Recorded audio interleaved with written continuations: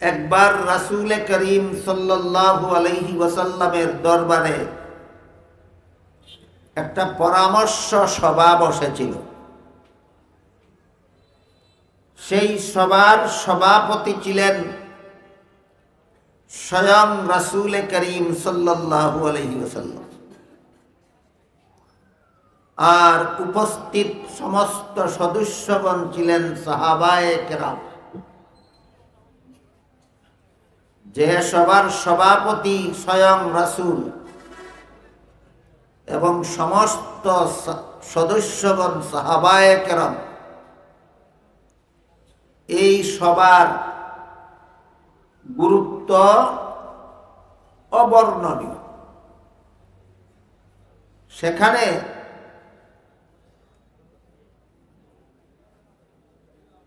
সবার আলোচ্য বিষয় সদস্যদের মধ্যে জানাজানি ছিল। একদল নৌ মুসলিমের মধ্যে তাদের একজন আমির নিযুক্ত করার এজেন্ডা ছিল আলোচ্য বিষয়। তাই একজন সাহাবী তাদের জন্য আমির নিযুক্তির উদ্দেশ্যে একজনের নাম প্রস্তাব করলেন, আর একজন সাহাবী অন্যজনের নাম প্রস্তাব করলেন। দুইজন সাহাবী দুইজনের নাম প্রস্তাব করলেন। প্রত্যেকেই যার যার প্রস্তাবিত ব্যক্তির যোগ্যতা বর্ণনা করতে গিয়া তাদের দুইজনের মধ্যে একটু কথা কাটাকাটি হয়ে গেল, এবং কথা কাটাকাটির এক পর্যায়ে তাদের গলার আওয়াজ একটু বড় হয়ে গেল। দুইজনে কথা কাটাকাটি হলে এক সময় অনিচ্ছাবশতই গলার আওয়াজ বড় হয়ে যায়।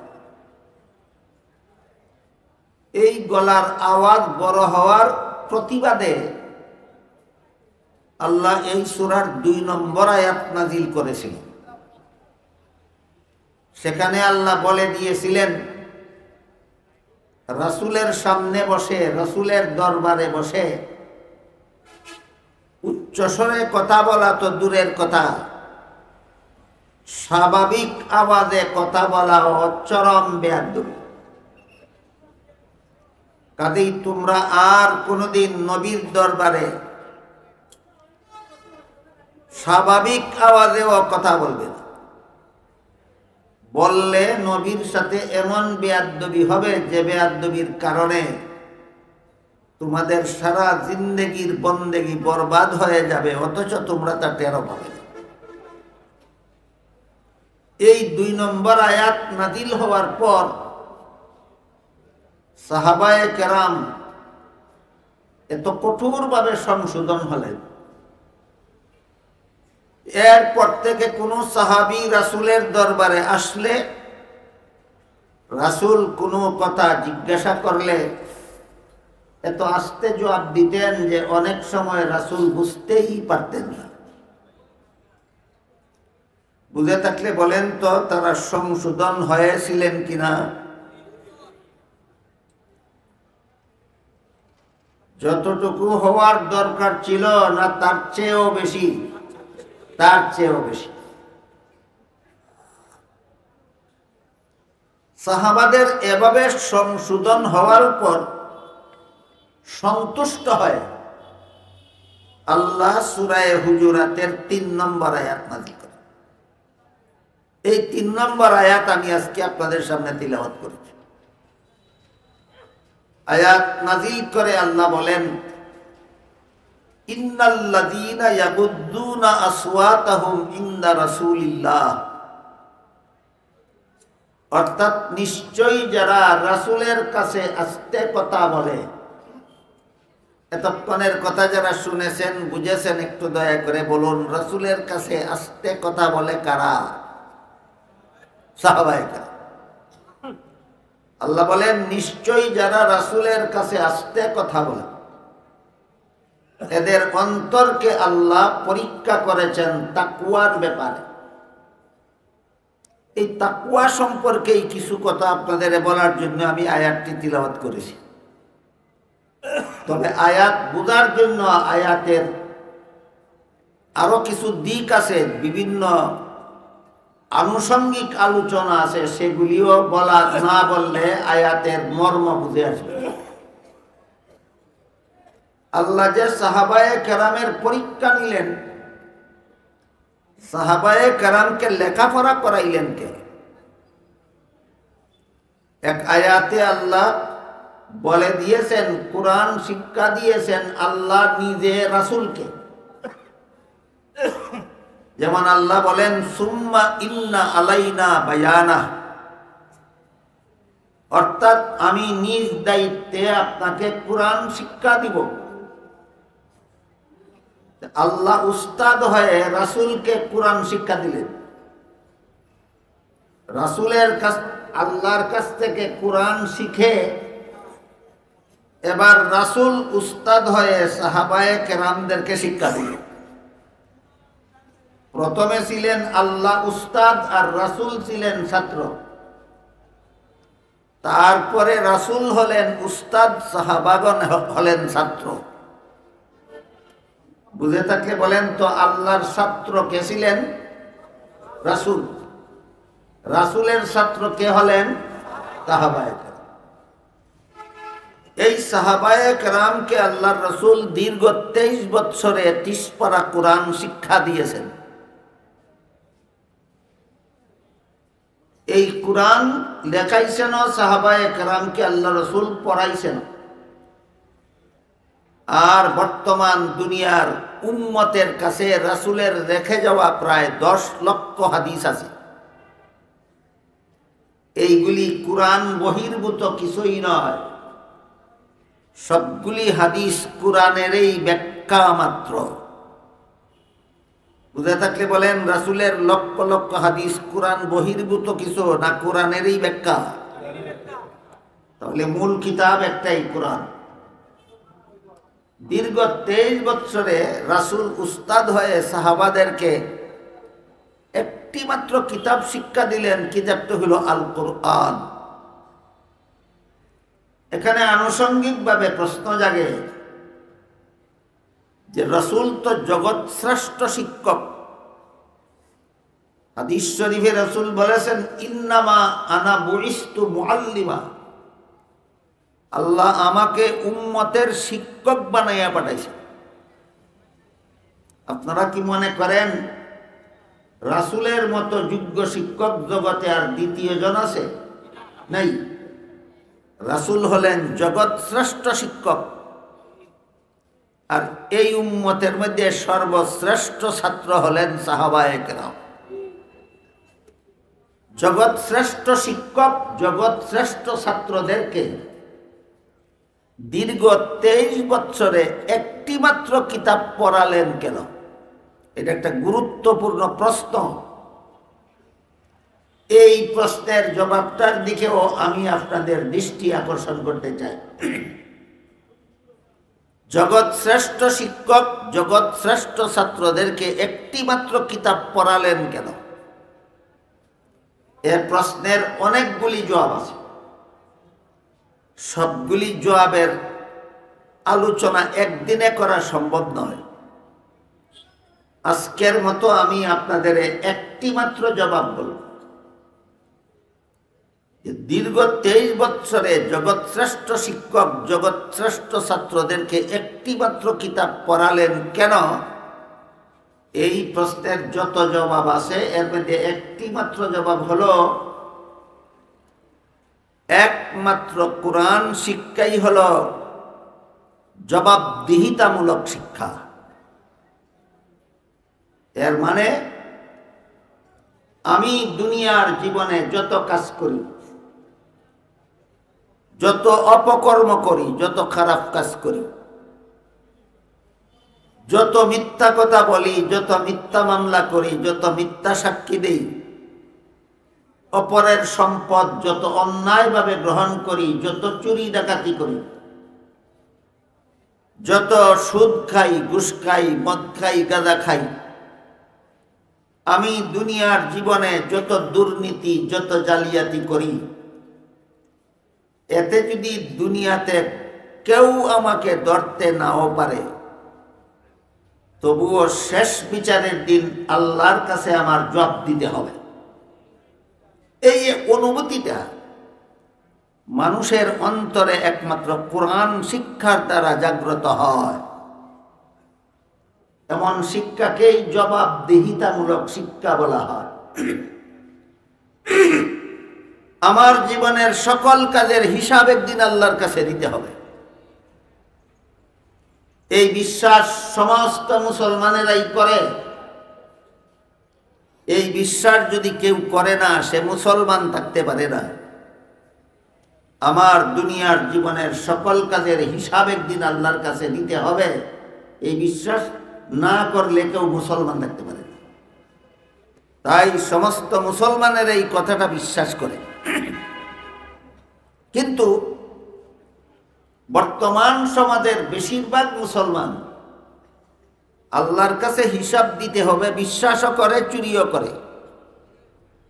আল্লাহর কাছে হিসাব দিতে হবে বিশ্বাসও করে, ডাকাতিও করে, জবরদখলও করে, ছিনতাইও করে, চুরি ডাকাতিও করে, জিনা বেবিচারও করে, সুদ ঘুষও খায়, মদ গাঁজাও খায়, দুর্নীতিও করে, জালিয়াতিও করে, দুষ্কৃতিও করে।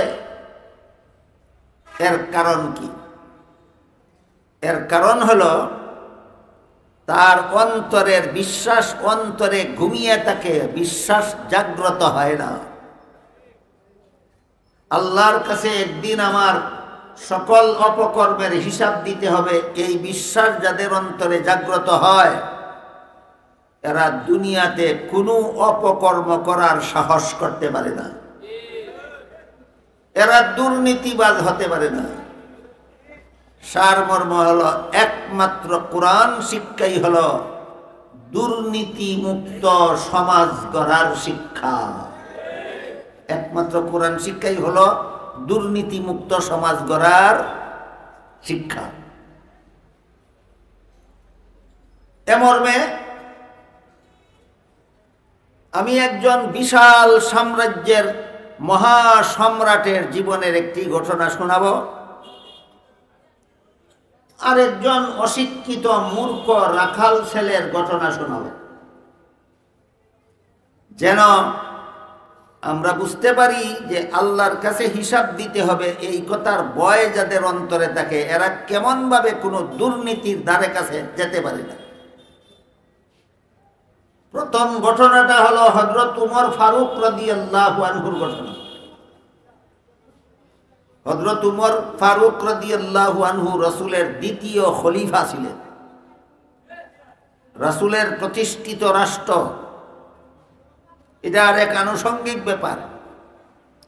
53 বছর বয়সে রাসূল মক্কা শরীফ থেকে হিজরত করে মদিনা শরীফ যাওয়ার পরে একটা ইসলামী রাষ্ট্র প্রতিষ্ঠা করেছিলেন।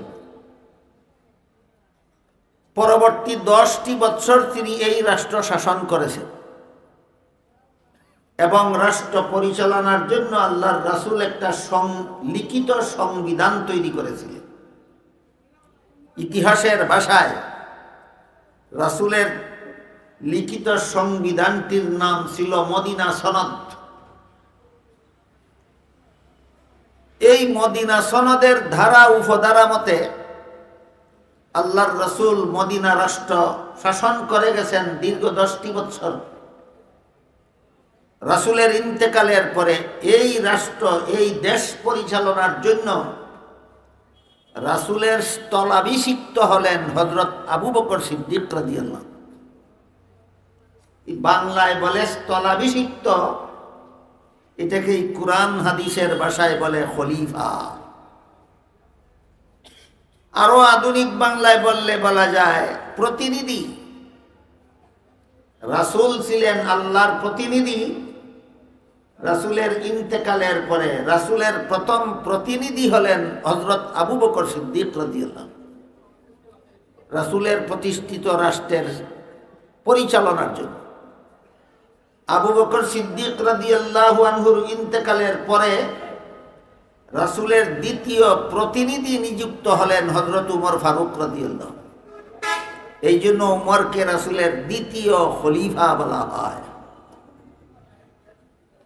যে সমস্ত মুসলমানেরা বক্তৃতা বিবৃতি দেওয়ার বেলায় বলে রাসূল মোদের আদর্শ। শুধু ব্যক্তি জীবনের জন্য না, রাষ্ট্র জীবনের জন্য। রাষ্ট্র জীবনে কোন নেতা রাসূলকে আদর্শ মেনে রাষ্ট্র শাসন করে? হায়া লজ্জা লাগে না রাসূলকে আদর্শ বলতে? এত জাজল্যমান বেহায়ামি নির্লজ্জতা কেন? তোমার মুখে বলো রাসূল আদর্শ, তুমি ওই মন গড়া বিধান মতো দেশ শাসন করো। এই সমস্ত নির্লজ্জদের মুখে রাসূলকে আদর্শ বলা শোভা পায় না। রাসূলের আদর্শ মতো দেশ শাসন করেছিলেন হযরত আবু বকর সিদ্দিক রাদিয়াল্লাহু আনহু। রাসূলের আদর্শ মতো দেশ শাসন করেছিলেন হযরত উমর ফারুক রাদিয়াল্লাহু আনহু। উমর যখন দেশের শাসনকর্তা নিযুক্ত হলেন, তখন সেই দেশের পরিধি, সেই দেশের আয়তন ছিল প্রায় অর্ধেকটা পৃথিবীর সমান। বলেন, উমর যে দেশের শাসনকর্তা ছিলেন সেই দেশটা বাংলাদেশের সমান একটা দেশ ছিল না? অর্ধেকটা পৃথিবীর সমান। অর্ধেকটা পৃথিবীর সমান একটা দেশের শাসনকর্তা নিযুক্ত হলেন হযরত উমর ফারুক রাদিয়াল্লাহু আনহু। উমর শাসনকর্তা নিযুক্ত হওয়ার পরপরই রাতের বেলা ঘোরাফেরা করতেন জনগণের অবস্থা তদন্ত করার জন্য। জনগণের কার কি অভাব পূরণ হইল, কার কি অভাব পূরণ হওয়ার বাকি রইল, সেটা তদন্ত করার জন্য। এই জন্য যারা রাজনীতি করেন, কিয়ামত পর্যন্ত যারা রাজনীতি করবেন, যাদের রাজনীতির দ্বারা জনগণের অধিকার রক্ষা হয়, তাদের রাজনীতি করার অধিকার আছে এবং তাদের রাজনীতি করা হালাল। যাদের রাজনীতির দ্বারা জনগণের অধিকার রক্ষা হয় না, এদের রাজনীতি করার অধিকারও নাই এবং এদের রাজনীতি হারাম। রাজনীতি হারাম। বুঝে থাকলে বলেন, আমার কথা বুঝে থাকলে। ঢালাও ভাবে এই রাজনীতি হারাম না, যে রাজনীতির দ্বারা জনগণের অধিকার রক্ষা হয় না সেই রাজনীতি হারাম, সেই রাজনীতি হারাম। ইসলামের বিধানগুলি বুঝলে আপনারাই যাচাই করতে পারবেন আপনাদের সমাজে যত রাজনীতিবিদ আছে কে কে হালাল রাজনীতি করে আর কে কে হারাম রাজনীতি করে।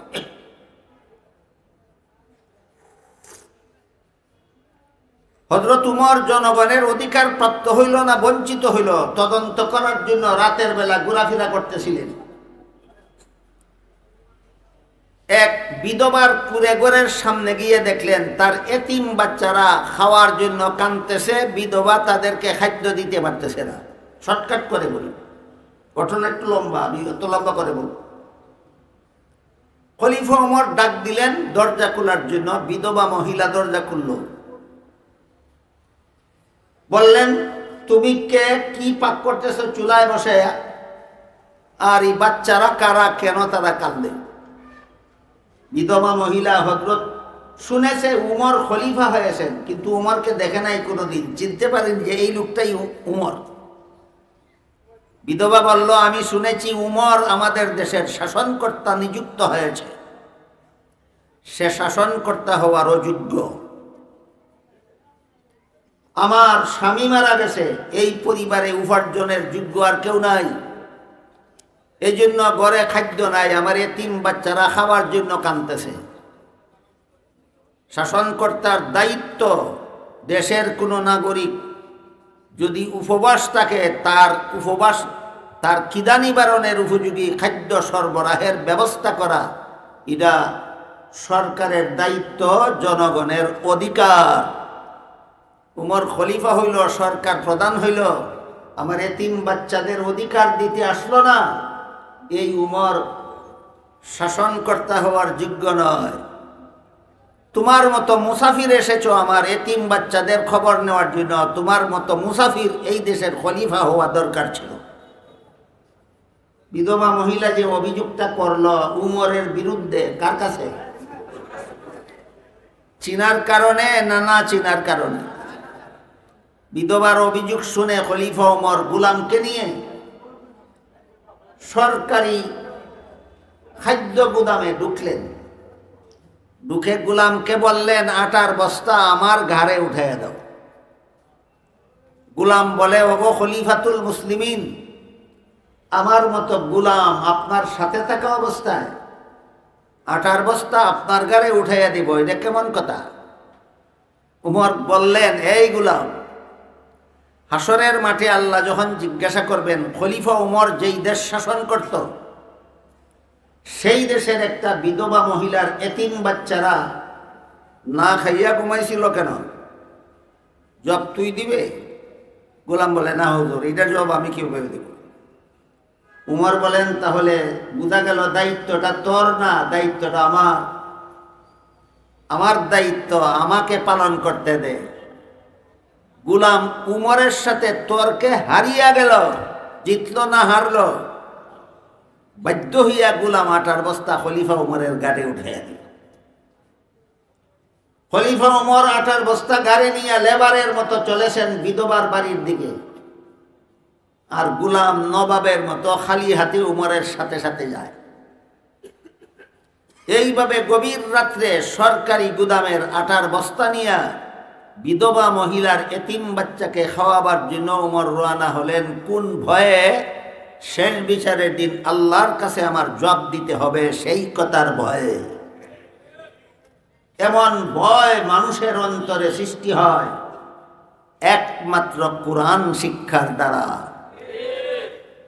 কোরআন শিক্ষার ছোঁয়াও যাদের অন্তরে লাগে না, এরা যত বড় শিক্ষিত হবে তত বড় লুটেরা হতে বাধ্য হবে। যত বড় শিক্ষিত হবে তত বড় লুটেরা। লুটেরা বুঝেন কি? যারা দেশ লুটিয়া খায়, যারা দেশ লুটিয়া খায়। আপনাদের সমাজের হালচাল কিছু যারা জানেন বুঝেন, আপনারা বলেন আমাদের সমাজে যত রিক্সাওয়ালা, শ্রমিক, লেবার, কামলা আছে এরা দেশটা লুটিয়া খায় না? যত বড় নেতা নেত্রী আছে এরা দেশ লুটিয়া খায়। এই সমস্ত নেতা নেত্রীরা অশিক্ষিত না শিক্ষিত? শিক্ষিত হইয়া লুটেরা হয় কেন? যে শিক্ষা শিখছে এই শিক্ষা আল্লাহর কাছে কি জবাব দিব সেই ভয় অন্তরে জাগে না। সুতরাং কোরআন শিক্ষার ছোঁয়া যার অন্তরে লাগে না, যত বড় শিক্ষিত হবে তত বড় লুটেরা হতে বাধ্য। কাজেই দুর্নীতিমুক্ত সমাজ গড়ার, দুর্নীতিমুক্ত দেশ গড়ার একমাত্র শিক্ষা হলো কোরআন শিক্ষা। এই জন্য দীর্ঘ 23 বৎসরে জগৎ শ্রেষ্ঠ শিক্ষক, জগৎ শ্রেষ্ঠ ছাত্রদেরকে একটি মাত্র কিতাব পড়াইলেন। এই কিতাব মানুষকে দুর্নীতিমুক্ত সমাজ গড়ার ব্যবস্থা করে। কি কারণে একটি মাত্র কিতাব পড়াইলেন? এই কিতাবের পড়া ওই দুর্নীতিমুক্ত সমাজ গড়ার পড়া। এই কিতাবের পড়াই দুর্নীতিমুক্ত সমাজ গড়ার পড়া।